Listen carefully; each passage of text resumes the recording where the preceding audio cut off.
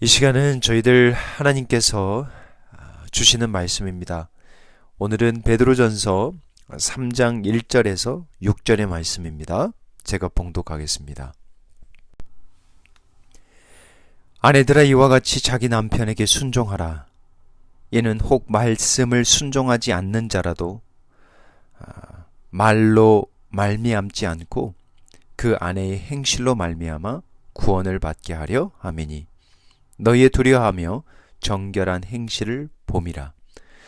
너희의 단장은 머리를 꾸미고 금을 차고 아름다운 옷을 입는 외모로 하지 말고 오직 마음에 숨은 사람을 온유하고 안정한 심령에 썩지 아니할 것으로 하라.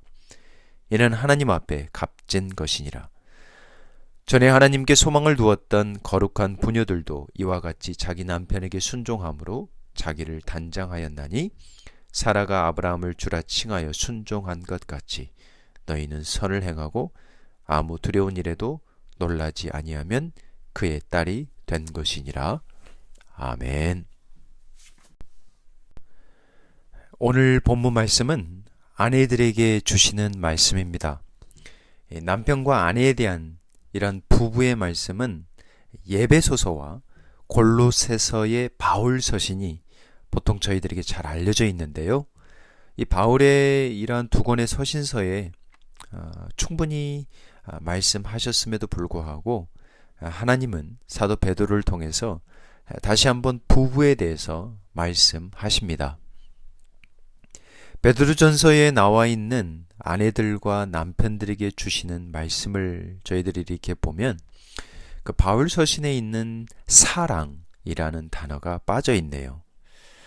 사랑 대신에 어떤 단어가 눈에 띄게 많냐면요. 순종 또는 순복이라는 말씀이 좀 많이 들어 있습니다. 1절 한번 저희들 시작해 보겠습니다. 아내들아 이와 같이 자기 남편에게 순종하라. 이는 혹 말씀을 순종하지 않는 자라도 말로 말미암지 않고 그 아내의 행실로 말미암아 구원을 받게 하려 함이니. 이 본문을 바르게 이해하기 위해서는 처음 나오는 이와 같이, 아내들아 이와 같이 자기 남편에게 순종하라 이렇게 말씀하시잖아요. 그러니까 아내들이 남편들에게 순종하라 하시는데 그냥 순종하라 하지 않고 이와 같이 순종하라 하십니다. 그러면 이와 같이를 이해하기 위해서는 오늘 본문 말씀이 속해 있는 어떤 큰 그림을 이해할 필요가 있죠. 이 본문은 베드로전서 2장 13절 말씀의 사실 연장선이에요. 2장 13절에 보면 이렇게 시작하죠. 인간의 모든 죄들을 주를 위하여 순종하되 위에 있는 왕이나. 사도 베드로는 고난 중에 있는 성도들에게 인간의 모든 죄들을 순종하되 주를 위하여 순종하라 이렇게 말씀하시죠. 그래서 인간의 모든 제도들 가운데 먼저는 왕과 총독과 같은 그 당시에 그 정부에 대한 로마 정부에 대한 순종을 이야기하고요. 다음으로는 지난주에 살펴보았던 사환이 그러니까 종이 주인에게 마땅히 가져야 할 순종에 대해서 말씀하셨습니다. 그리고 이제 이번에는 아내들이 남편들에게 순종해야 함을 말씀하고 있는 거죠. 다시 정리하면 성경 본문 문맥상 이 부부의 말씀을 하시는 이유는 인간의 제도 가운데 시민으로서 정부에 가져야 할 자세, 사환으로서 가져야 할 자세, 이번에는 부부의 제도에서 아내들이 가져야 할 자세, 그래서 순종의 주제로 말씀을 하고 있는 거죠. 자, 이제 메시지 들어갑니다. 아내들에게 주시는 첫 번째 메시지 뭘까요? 순종하라 하십니다. 1절 다시 한번 읽어보겠습니다. 아내들아 이와 같이 자기 남편에게 순종하라. 이는 혹 말씀을 순종하지 않는 자라도 말로 말미암지 않고 그 아내의 행실로 말미암아 구원을 받게 하려 함이니. 아내들은 자기 남편들에게 순종해야 함을 말씀하고 있습니다. 여기서 말하는 순종은 어떠한 열등의 관계의 순종을 말하지 않죠. 성경이 말씀하는 이 남편에 대한 아내의 순종은 가정의 리더인 남편을 세워드림의 순종이죠. 하나님의 어떠한 질서에 대한 순복입니다. 존경으로 인한 순종이죠. 사도 베드로는 그 아내들이 남편들에게 순종해야 함의 이유, 타당한 이유에 대해서 강조하고 있는데요. 아내의 행실로 말미암아 남편의 무엇을 받기 위함이죠? 구원, 이 구원을 받게 하기 위함이다. 아내가 왜 남편에게 순종하되 주를 위하여 순종해야 하는지 알 수 있는 대목이죠. 남편의 구원을 위하여 순종하라. 그러면 사도 베드로는 지금 어떠한 남편들을 이야기하고 있는가? 1절 말씀을 우리가 다시 한번 자세히 읽어보면 이렇게 되어 있습니다. 혹 말씀을 순종하지 않는 자라도 말로 말미암지 않고 그 아내의 행실로 말미암아 구원을 받게 하려 함이니.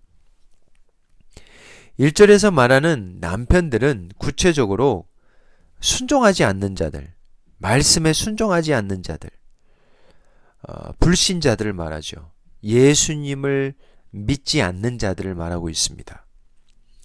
이러한 남편들을 구원으로 인도하기 위해서는 남편에 대한 아내의 순종, 어떠한 행실이 필요하다는 것이죠.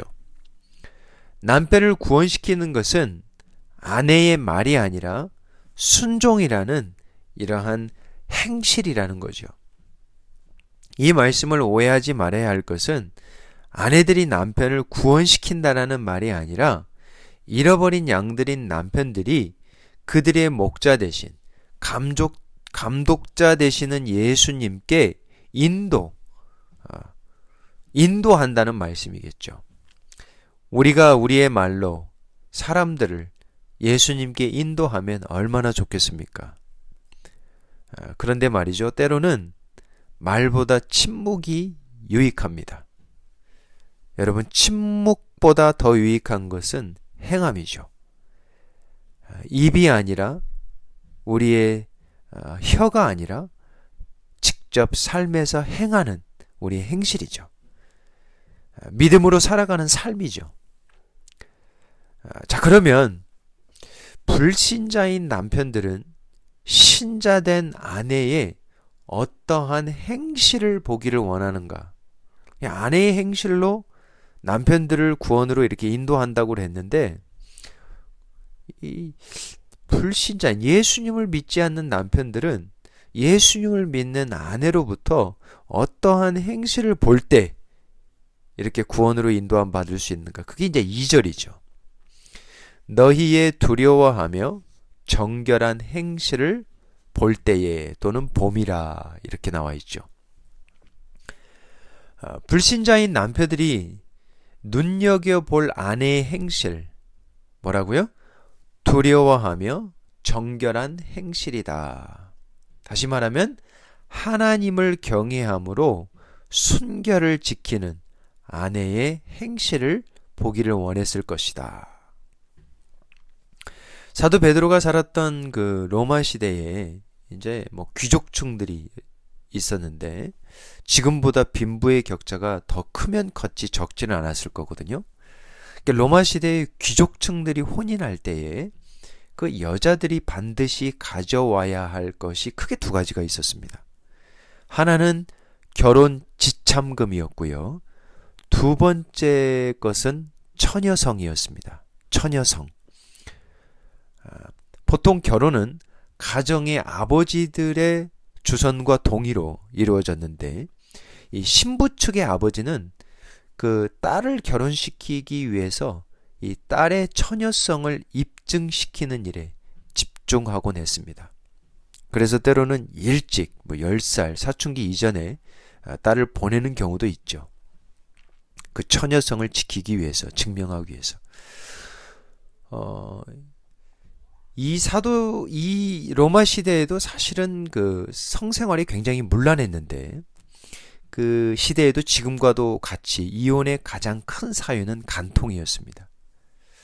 그 로마 시대 초기에는 여인들이 술을 먹는 것조차도 금지되었는데, 유산이 될까봐 그러한 방지 차원에서 술을 먹지 못하게 했는데, 제가 말씀드리려고 하는 것은 뭐냐면, 그 당시에 이 남편들이 아내를 통해서 보고 싶어 했던 건 뭐냐면 순결이죠. 정결이죠. 오늘 2절 말씀에 남편들이 아내들의 두려워하며 정결한 행실을 보고 싶어 하는지, 왜 그렇도록 두려워하며 정결한 행실을 보고 싶어 하는지 좀 이해가 되죠. 다른 이교도 그 종교를 믿고 있을지 모르는 남편은 그 예수님을 믿는 아내가 그 신을 통한 어떠한 경외함, 그러한 경외로움을 통해서 더 정숙하고 더 순결한 그러한 아내의 모습 보기를 원했을 것이다 라는 말씀입니다. 이렇게 로마 시대에 부부의 종교가 다를 경우가 적진 않았죠. 지금도 마찬가지겠지만, 보통은 남편이 믿는 신을 그 아내와 자녀들이 따라가는 것이 일반적입니다. 따라서 아내가 남편과 다른 종교를 믿고 따른다는 것 그 자체가 남편을 거역하고 순복하지 않는 행위로 여겨질 수 있습니다. 또한 우리가 그 베드로전서 말씀의 배경에서 염두해 두어야 할 것은 성도들의 고난인데, 예수님 믿는 믿음 때문에 아내들이 이 불신자인 남편들에게로부터 비방과 핍박을 받고 있었을 가능성도 배제할 수 없다는 것이죠. 그래서 이러한 상황에서 믿는 아내들이 믿지 않는 남편들에게 보여줘야 할 것은 말이 아니라, 설교가 아니라 행실이라는 것이죠. 변화된 삶이라는 것이죠. 순결한 삶. 당시 제도처럼, 또한 성경의 말씀처럼 가정의 리더인 남편에게 순종하는 것은 물론이요, 하나님을 경외함으로 인한 경건한 정결한 삶의 행실이 더욱 필요했던 것이죠. 그리하여 믿지 않던 남편들이 아내들의 이러한 성숙하고 정결하고 성화된 삶을 통해서 하나님께 돌이켜 구원을 받을 수 있다라는 것이죠. 한국교회도 예외는 아닙니다. 이민교회를 섬기면서 확인할 수 있는 것은 부부 가운데 아내들이 먼저 믿는 경우가 참 많습니다. 왜 그런지 모르겠어요. 여자들이 먼저 교회를 찾고 여자들이 먼저 구원받는 사례가 적지 않습니다.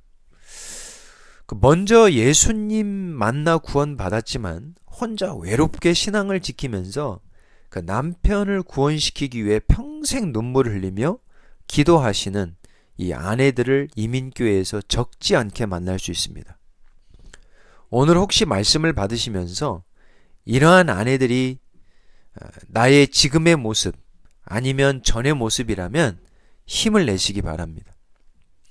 사랑하는 주님께서 여러분을 먼저 부르셨음을 기억하시기 바랍니다.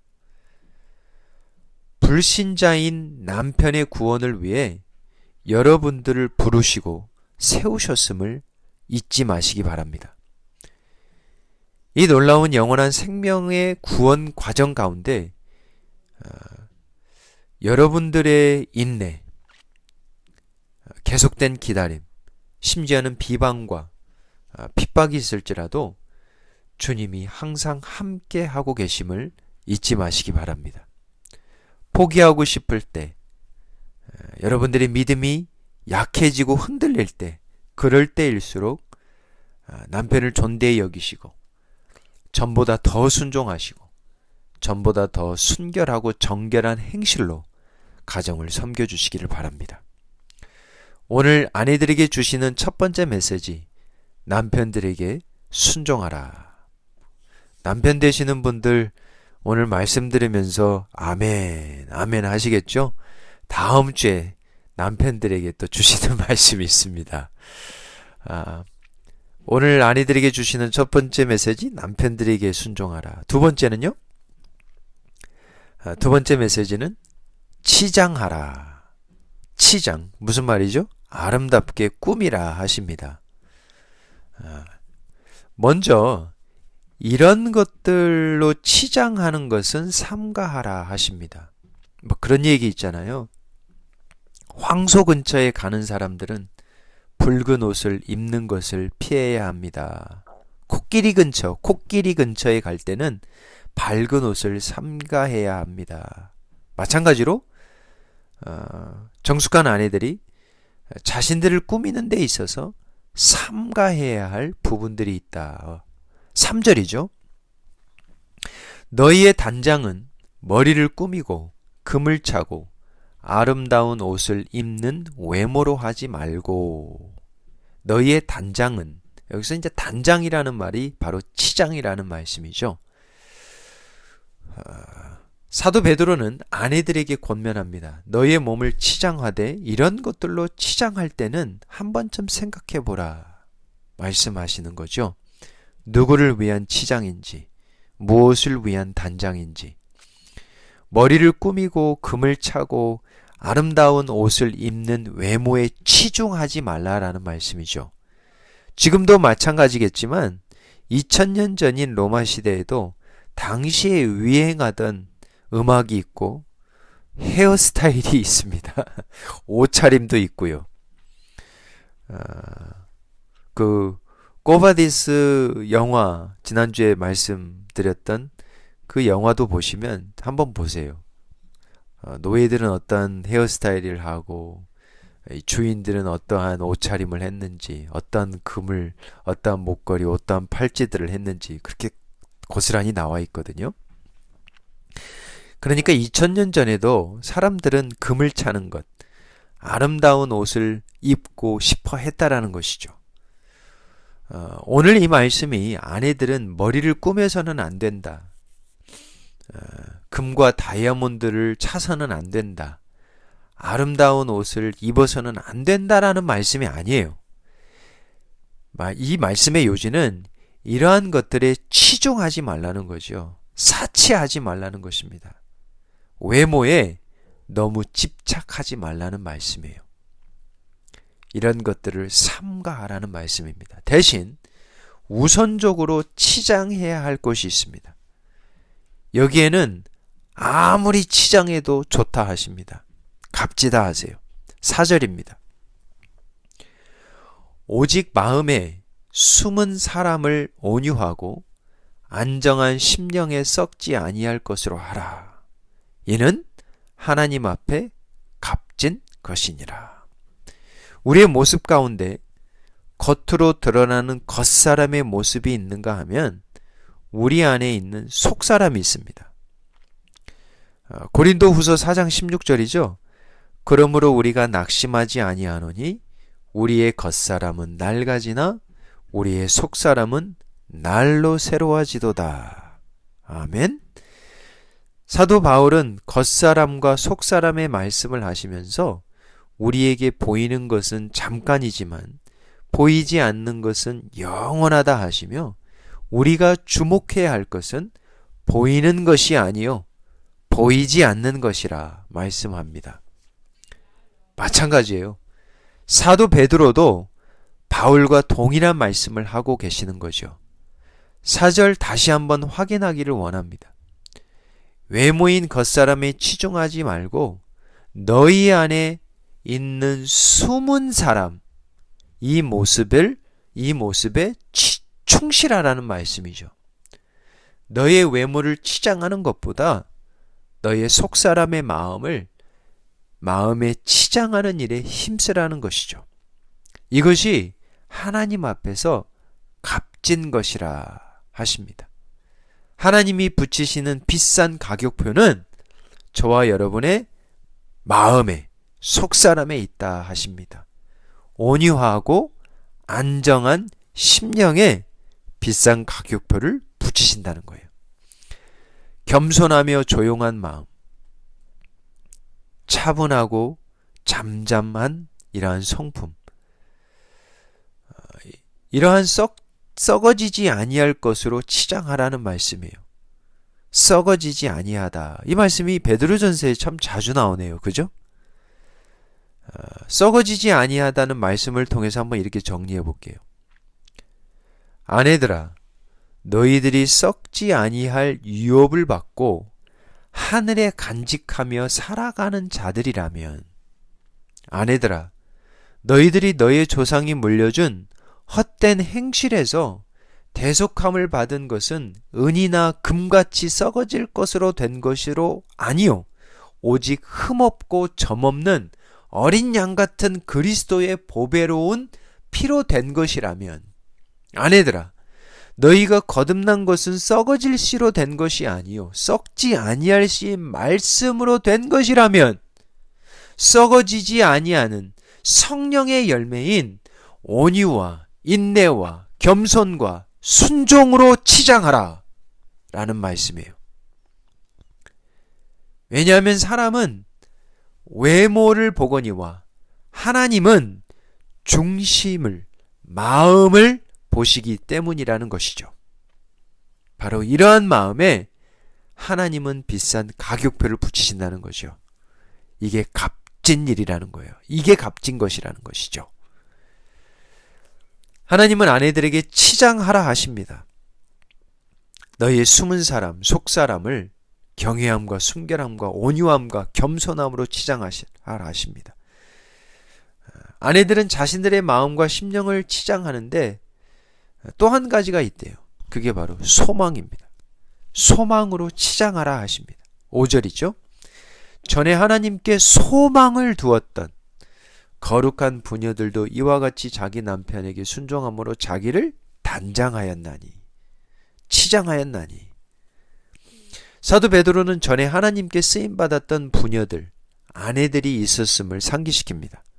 역시 이들도 자기 남편들에게 순종함으로 자기를 단장하고 자기를 꾸몄다 합니다. 자기 남편들이에요. 남의 남편들에게 순종한 것이 아니라 자기 남편에게 순종했다. 이러한 거룩한 부녀의 특징 한 가지는 하나님께 소망을 둔 자들이다. 다시 말해서 남편에게 순종하는 여인들의 특징 중에 하나는 하나님께 소망을 둔 자라 말씀합니다. 하나님께 소망 두는 것과 남편에게 순종하는 것이 어떠한 밀접한 연관성이 있다는 것이죠. 그런 말 있잖아요. 어머니가 행복해야 집이 행복하다. 아내가 행복해야 집이 행복하다. 아이들을 낳아서 낳자마자 눈을 맞추며 젖을 먹이는 엄마의 마음 상태는 자녀들에게 막대한 영향을 미치죠. 집안에 미치는 영향이 그만큼 크다는 거죠. 로마 시대에도 대부분의 아내들은 집에서 자녀들을 키우며 집안일을 돌보며 살았습니다. 지금과 같은 거예요. 요즘은 엄마들이 일을 하고 있지만 대부분 그렇다고 해도 집안일이 줄어드는 건 아니잖아요. 똑같잖아요. 엄마들의 하루하루가 늘 반복되는 일인 것 같지만 이 엄마들이, 이 아내들이 이 소망을 가지고 살아간다면, 소망을 가지되 썩어질 것이 아닌 영원한 것, 하나님께 매일매일 소망을 품고 살아간다면 그 집은 분명 다른 가정일 겁니다.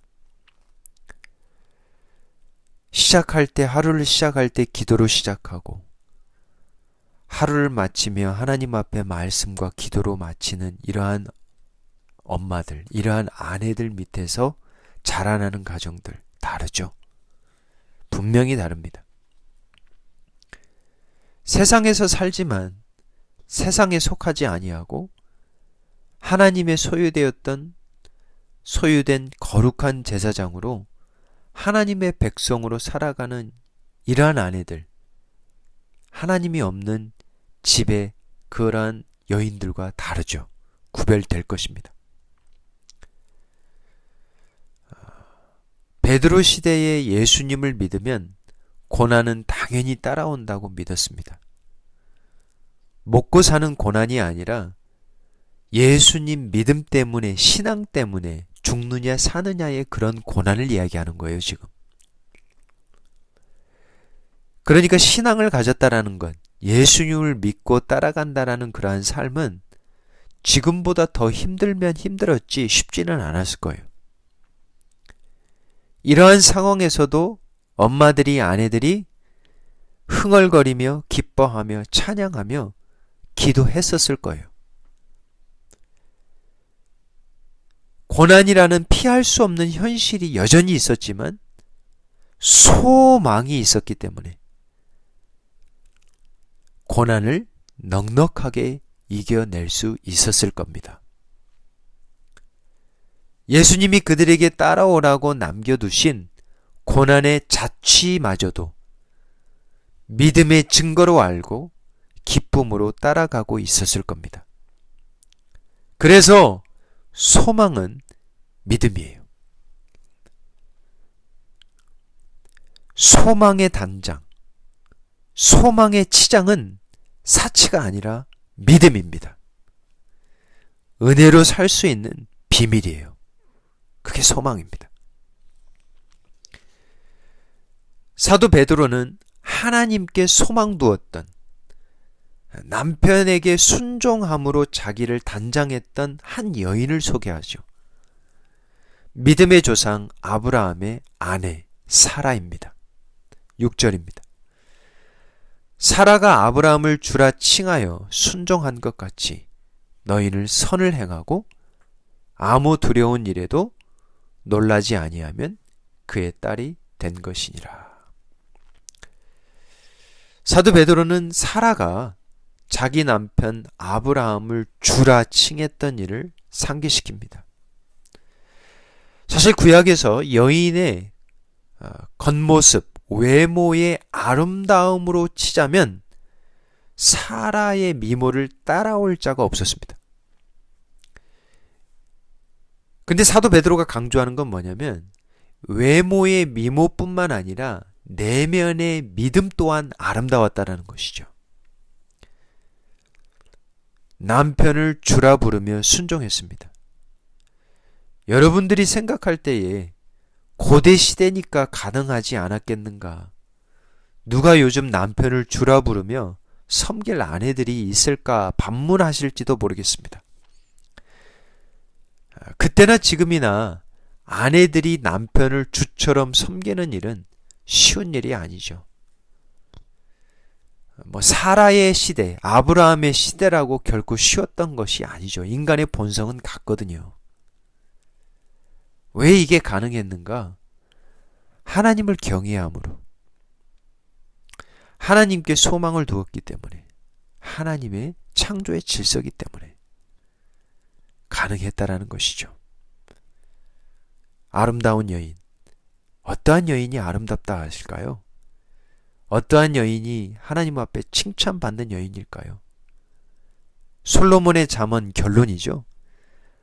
31장 30절입니다. 고운 것도 거짓되고 아름다운 것도 헛되나 오직 여호와를 경외하는 여자는 칭찬을 받을 것이니.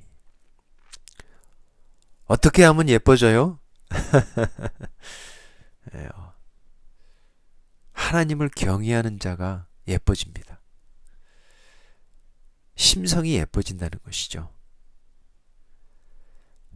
어떤 여자가 미워져요?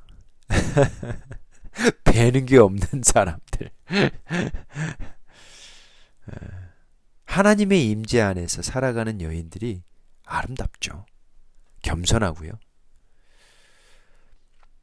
어떠한 여인들이 하나님께 칭찬받아요? 하나님을 경외하는 여인들. 구약에서 경외라는 말씀은 믿음이라는 거예요. 하나님을 신실하게 믿는 자들, 하나님께 소망을 두는 자들. 팬데믹이 우리에게 가져다 준 고난이 많죠. 참 어렵죠. 하지만 또한 유익이 있습니다. 하나님은 모든 것을 합력하여 선을 이루시잖아요. 팬데믹이 우리에게 가져다 준 선, 뭐가 있을까요? 가정으로 돌아가게 하셨습니다. 전보다 가정에서 시간을 많이 보내게 하셨어요. 이제 코로나라는 이 팬데믹의 끝이 좀 보이기 시작하는데, 저와 여러분, 부부의 관계는 어떻게 변하고 있습니까? 좀 더 전보다 좀 가까워졌습니까? 할렐루야. 아니면 전보다 좀 더 멀어졌나요? 기도하셔야 되겠죠. 오늘 말씀 받으시고. 행복한 부부의 삶의 비결은 무엇일까요? 모든 사람들이 행복한 가정, 행복한 부부의 삶을 꿈을 꿉니다. 그리고 결혼에 올인하죠. 근데 현실은 우리들의 생각과 다를 수가 있거든요. 살아가면서 부딪힘도 있고, 이런 사람인가 아직도 배워가고 있는 분들, 아직도 남편과 아내에 대해서 새롭게 발견하는 분들, 주님의 은혜를 간구합니다. 행복한 부부의 삶의 비결은 무엇일까요? 결국 순종이 아닐까요? 에베소서에서는 부부가 피차 복종하라 하십니다. 이러한 순종과 복종이 저와 여러분 사셨겠지만 마음처럼 쉽지 않다는 것 우리가 잘 알고 있습니다. 말이 먼저 나오거든요. 우리에게 필요한 것은 순종의 행함입니다. 그때 무엇을 기억해야 되냐면 배우자의 부족한 점, 용서하지 못할 일들, 나를 마음 아프게 했던 일들, 이거 뭐 쉽게 떠나겠어요. 하지만 이런 것들을 되새기고 기억하기보다는 순종의 종으로 오신 예수님을 기억하는 일이에요. 예수님을 닮아가는 일이죠. 지난주 말씀처럼 하나님을 생각하는 일입니다. 말씀 기억하세요? 고난 중에 욕하지 아니하시고, 고난 중에 위협하지 아니하시고, 고난 중에 공의를 부탁드리며 중보하며 기도하셨던 예수님. 친히 나무에 달려 그 몸으로 우리 죄를 담당하셨던 주님. 예수님이 저와 여러분을 대신 채찍에 맞음으로 우리가 나음을 입었다라는 그 말씀. 어떠한 가정이 행복할까요? 어떠한 가정에 나음과 치유가 있을까요? 예수님처럼 순종의 종된 남편과 아내가 있는 가정입니다. 내가 대신 맡고, 내가 대신 지고, 내가 대신 감당하는 종의 마음을 가진 부모가 있는 가정입니다. 사랑하는 성도님 여러분, 말씀을 맺습니다. 신앙은 삶입니다. 예배는 행함이에요. 기억하십시오. 아내들의 선한 행실로, 남편에 대한 순종으로 믿지 않는 남편을, 부족하고 연약한 남편들을 주님께 인도할 수 있다 하셨습니다. 구원으로 인도할 수 있다 하셨습니다. 그래서 아내들을 부르시고 준비시켜 주시는 거예요. 아내 되는 성도님들, 오늘부터 간구하시기 바랍니다. 피부는 전과 같지 않고 거칠해지고 하나둘 점점 많아지는 검버섯들, 쭈글쭈글해지는 이러한 주름들, 이거는 어떠한 자연의 질서입니다. 이제 우리의 겉사람은 후퇴할 것입니다. 하지만 후퇴하지 않을 것, 오늘부터 다시 치장하리라. 오늘부터 내가 다시 한번 치장하리라. 내 사랑하는 남편을 구원으로 인도할 수 있는 길이라면, 내 자녀들이 주님께 돌이킬 수 있다면, 내 마음에 내 심령을 말보다는 경외함과 온유함과 겸손함과 잠잠함과 기다림의 행실로, 무엇보다도 하나님께 대한 소망으로 치장하리라. 주를 위하여 순종하리라. 이러한 은혜를 간구하는 복된 은혜가 있기를 간구드립니다. 기도하겠습니다. 아버지 하나님, 저희들에게 오늘도 생명의 말씀 허락하심에 감사드립니다. 빼앗기지 않도록 도와주시옵소서. 30배, 60배, 100배의 말씀의 열매를 누리게 하여 주옵소서. 자격 없는 저희들에게 가정 주심 감사합니다. 소중하게 지키겠습니다. 다시 시작하겠습니다. 다시 순종하겠습니다. 다시 피차 복종하겠습니다. 다시 썩어지지 아니하는 것들로 치장하겠습니다. 단장하겠습니다. 구원의 은혜를 힘써 살아가겠습니다. 은혜를 베풀어 주옵소서. 예수님의 이름으로 기도하옵나이다. 아멘.